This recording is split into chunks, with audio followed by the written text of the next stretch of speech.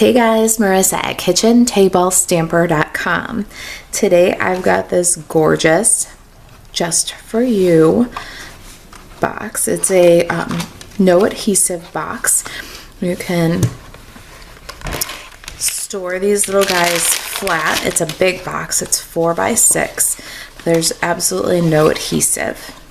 You can just store that flat until you're ready to use it. Pretty cool, huh? Let's see here. Let's close that one back up. Actually, let me show you first. So this one's got 3 of my favorite dark chocolate candy bars, and then 2 dark chocolate hot cocoa mix packets. Gives you an idea of how big this box is. And so there's one. This is a 4.5 ounce bag of cookies and cream eggs. This is like when I get at the Dollar Tree, so it's a substantial size bag of candy. This box will really hold a lot of capacity. We're using the Flowering Foils Designer Series paper from Celebration. Actually, we're using all the Celebration items on this box. I'm trying to use them all before Celebration's over. Celebration ends tomorrow. All right, so what we're gonna do here is we're gonna grab the foil paper. We're gonna carefully kind of wiggle out one of these patterns, a 2 bloom set here. So see, they've got some single blooms and 2 blooms, single blooms. We want one that's 2, like a double bloom. And we're gonna fussy cut this, but for now we just want to get it out of the sheet with the littlest damage to any of the other parts, because those little leaves and other blooms, other chunks of this paper can come in handy, and we don't want to cause a lot of damage. Now we're going to color this in with the Stampin' Blends. I've got Light Pool Party here. We're just going to fill in 1 bloom at a time, a base coat of Light Pool Party, almost all the way to the edges. You don't have to fill it in completely, but 1 bloom at a time, because then we're going to come in with the Dark Pool Party and we're going to add some shadow. So we'll shadow in next to the center where the artist drew in some lines there, at the bottom of our petals, and where the first layer of petals overlaps the back layer of petals. We're just going to add a little shadows along the bottom of the bloom. I think that's pretty good there. And then we'll go back with the light and just scribble over where the 2 shades meet and get kind of a soft shadows and highlights that way. All right, same thing with our second bloom. There's our pool party. Then we're going to do the leaves next, and the leaves are Granny Apple Green. I've got my light Granny Apple Green. We're going to color the leaf entirely with the light, shadow a tiny bit right where it meets the bouquet, and then bring the 2 together, and we'll do that for all of our leafy areas.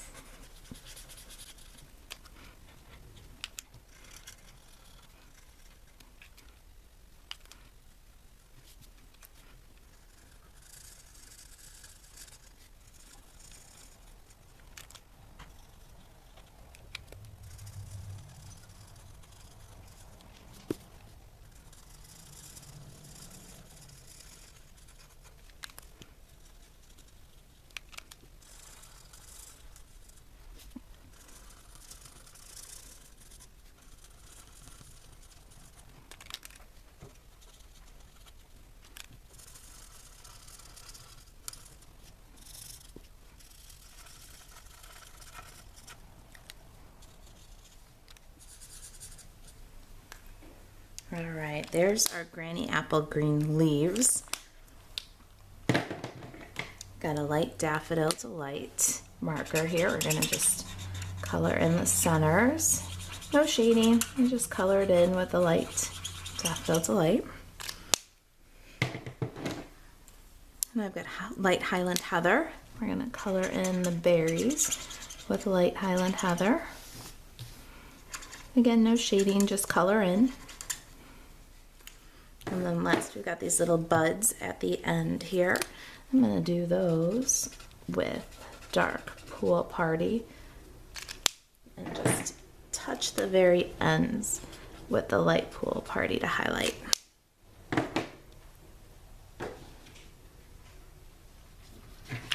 All right, there's our flowers. They're all colored. Now we're going to trim them out with paper snips. Fussy cut around down. You want just a hair of white past the foil. I didn't cut exactly on the foil line. I wanted to keep that foil line completely intact. There are areas where the foil line isn't complete, and so the little white edge makes a nice continuous border even where the foil kind of skips. So that's why the little white border here. And then when you're cutting, you want to support your scissors. So you've got your middle finger or ring finger in the bottom loop of your scissor, and you're turning the paper with your non-dominant hand while your dominant hand opens and closes the scissor. See, so even in these little areas here with these little berries, I'm not hacking the scissor around the berry, I'm turning the berry into the blade of the scissor.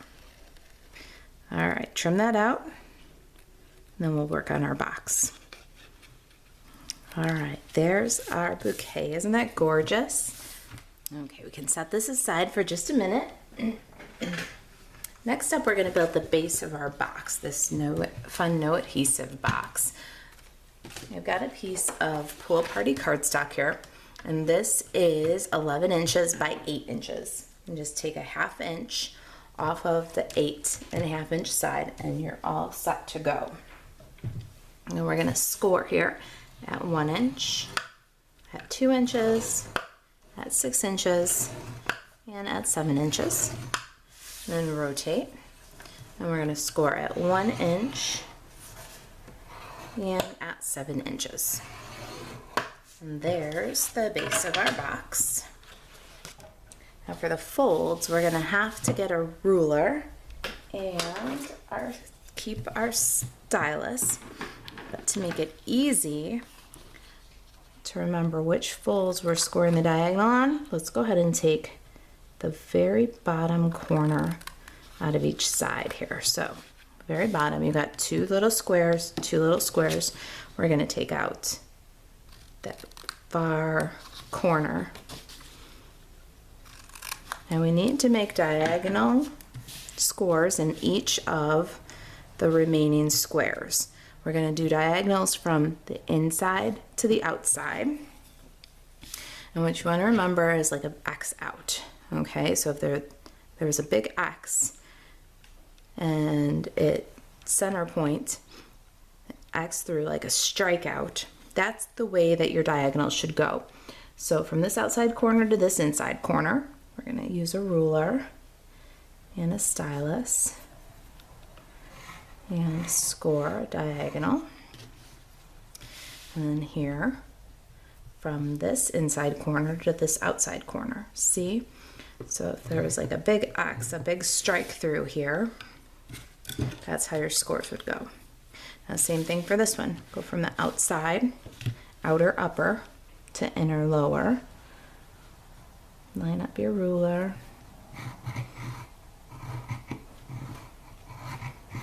And run a score line.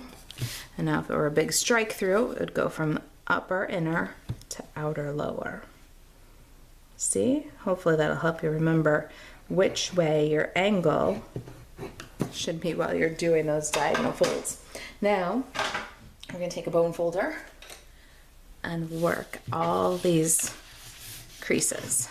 Hold off on those diagonals for just a minute. I'm going to show you an easy way to get those diagonals burnished. I like to work these score lines both ways because we need a nice crisp score for this box to hold itself together with no adhesive. So really work those. And then when you've got it, let's work these diagonals. So this is the inside of your box. You lift up, your thumb is going to hold against this diagonal while your other hand brings up to make the corner. See? So there we've got a corner. You got that corner, then you can take your bone folder and you can burnish this inside diagonal score. Same with this side. This is closed. We're going to pinch and make the corner and then work this diagonal with your bone folder.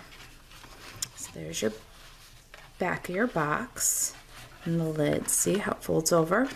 Now I gotta close the front. So thumb along that little diagonal score, bring it in, and then up and out to make that corner. And we can get in there with the bone folder. And then same thing on the opposite side here. So we're going to thumb, bring in and up, get a nice corner, and work that, burnish that fold with your bone folder. Now we need to round the corners here. Now this is optional. I like the finish that it gives the tuck tab if we round these corners. So grab your corner rounder, give a punch. And then I also like to have a little thumb notch here so that we can pull open our box. So to do that, we're going to fold up on this 1 inch, this first fold. Grab your ruler. Your box is 6 inches wide, so put your ruler across the front. And then you're going to make a little mark at 3 inches, just right on that fold. I'm going to punch that off so it doesn't matter. Take a 1/2 inch circle punch. Insert that fold halfway into the punch with that little mark centered. Punch out your thumb notch. There it is, there's your box. So it folds up on your diagonals. And then fold in your little diagonals and tuck the tab right in. And there's your box. No adhesive needed. Isn't that cool? It's a big box, 4 inches by 6 inches, and holds quite a large capacity. So I'm going to grab this little bag of cookies and cream eggs and just wrap right around and tuck. It's kind of a wrapper. Cute, right? All right, now for a little texture, we're going to add a piece of So Very vellum. This is 3 3/4 by 5 3/4. And we're going to use dry adhesive. We're going to use dry adhesive where the flowers will cover. We don't have to go edge to edge, and just to avoid seeing the adhesive through the vellum, we're going to use where we know our little flower spray is going to cover. Kind of audition where that goes. Next up, I've got a pearlized doily. Love these guys. We're going to take one and we're going to cut it in half. And this will allow us to see more of that doily. We're going to kind of decide where we like that. We want it to peek out from behind our flowers. I think that's pretty good right there. Once you've got a good placement for your doily, then we need some Stampin' Dimensionals. And what I like to do is just kind of tack it down with some dimensionals. We can use some half dimensionals too. And just get in there. Maybe one right in the center. Now that is going to secure both our doily, and once we peel the release here, we can go right ahead and add our flowers. Isn't that beautiful? All right, we're almost done. Next up, I'm going to do a little stamping. We need a Stampin' Pierce mat and some basic gray ink. We're going to stamp on a scrap of purple posy with the basic gray ink using the Tags in Bloom stamp set. I said I'm using all the celebration items. This one is free with a $100 purchase during celebration, and it coordinates with the Label Me punches. So the Label Me Lovely, the Label Me Fancy coordinates with those punches. We're going to ink the outline, and then Just For You.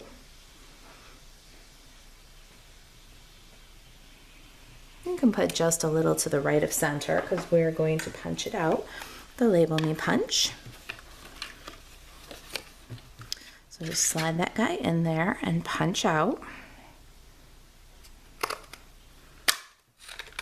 Then we'll slide this guy back in over here and punch out for the tag. Isn't that cute? All right, Just For You is ready. Let's clear away the Stampin' Pierce mat and grab some ribbon. I've got the Whisper White polka dot tulle ribbon, and we're gonna just slide it right through this hole. Now it looks a little bulky, but it'll slide there just fine. See? Gonna need about 5-6 inches. Folds up over the top, fingertip to fingertip. Tuck the second ear through, pull. Now you need a little finesse. So what we'll do here is we'll hold on to the center of our bow a little bit while we adjust the size of our loops. When you've got the right size loops and you're happy with them, then just give a pull and secure everything. I love this whimsical dotted pattern. It kind of softens the elegance. It makes it a little bit whimsical too. Like that. Let's cut off from the spool. And we can adhere with dimensionals. A couple of little halves will do. Don't get too close to the bow end because each one of these is going to be a little bit different. We're cutting out from the Designer Series paper. So you'll see that each of the little sprays of flowers has got its own unique character. So where are we going to tuck that? Might be a little different for this one than it was for the other one. See, it's a little lower. This one's up a little higher.